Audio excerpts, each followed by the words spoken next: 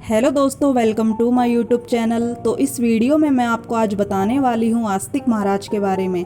शायद आप जानते भी होंगे और जो लोग नहीं जानते हैं वो मेरे वीडियो को एंड तक ज़रूर देखें, क्योंकि इस वीडियो में आपको आस्तिक महाराज के दर्शन भी होंगे और उनका बहुत पुराना मंदिर भी आपको मैं दिखाऊंगी और आपको बताऊंगी भी कि आस्तिक महाराज कौन है, क्या है, कैसे इनकी पूजा होती है।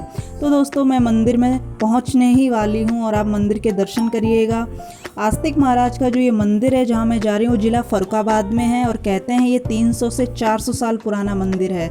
और यहाँ पर जो नीम करोली वाले बाबा थे वो भी यहाँ पर 15 से 20 दिन तक यहाँ पर रहकर उन्होंने पूजा की थी। तो मैं मंदिर पहुँच गई हूँ और मंदिर के आसपास की जगह देख रहे हैं, यहाँ पर बारिश के मौसम में गंगा जी पूरे मंदिर के अंदर तक आ जाती हैं और अभी भी आई हुई हैं, वो आगे वीडियो में आप देखना। तो दोस्तों, आस्तिक महाराज के बारे में कहा जाता है कि जरत्कारु और मनसा माँ के बेटे हैं आस्तिक महाराज, और जो मनसा माता हैं वो भोले बाबा और माता पार्वती की बेटी हैं। इस तरह से जो भोले बाबा और माता पार्वती हैं वो आस्तिक महाराज के नाना नानी हैं, और गणेश भगवान और कार्तिक भगवान इनके मामा हैं, और जो अशोक सुंदरी हैं वो आस्तिक महाराज की मौसी लगती हैं। तो इन्होंने ऋषि भार्गव से शिक्षा प्राप्त की, सामवेद की पूरी शिक्षा प्राप्त करने के बाद इन्होंने भोले बाबा से महामृत्युंजय मंत्र की भी शिक्षा प्राप्त की। उसके बाद वो मनसा माँ के साथ आश्रम में रहने लगे थे। वहीं के एक राजा थे जन्मेजय। जन्मेजय के पिता को सर्पदंश के कारण उनकी मृत्यु हो गई थी, जिससे उनको बहुत ही क्रोध आया और उन्होंने यज्ञ से सभी सर्पों को मारने का आदेश दिया।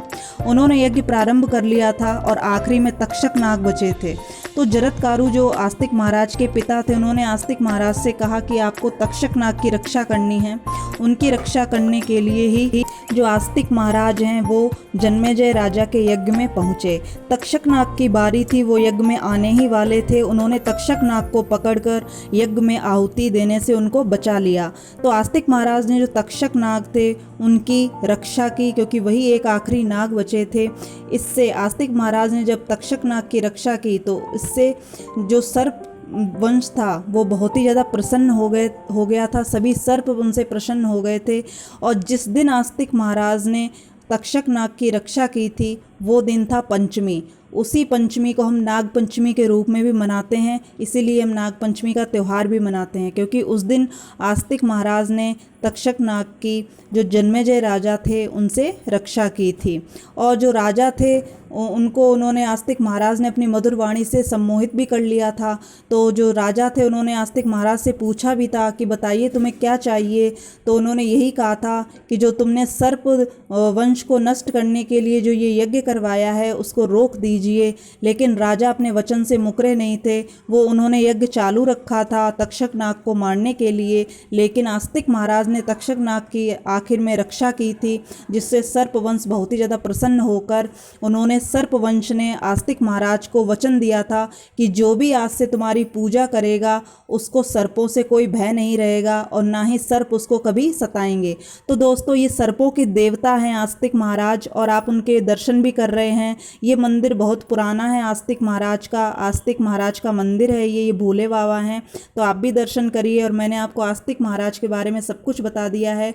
आस्तिक महाराज ने ही तक्षक नाग की रक्षा की थी। वो दिन पंचमी का था, इसलिए हम नाग पंचमी भी मनाते हैं। तो जब भी आपको सर्प के सपने आए या फिर सर्पों से बहुत ज़्यादा भय हो तो आप आस्तिक महाराज की पूजा करिए, उनका नाम लीजिए। आपको सर्प के सपने नहीं आएंगे और ना ही सर्प आपको कभी सताएंगे, ना उनसे भय लगेगा।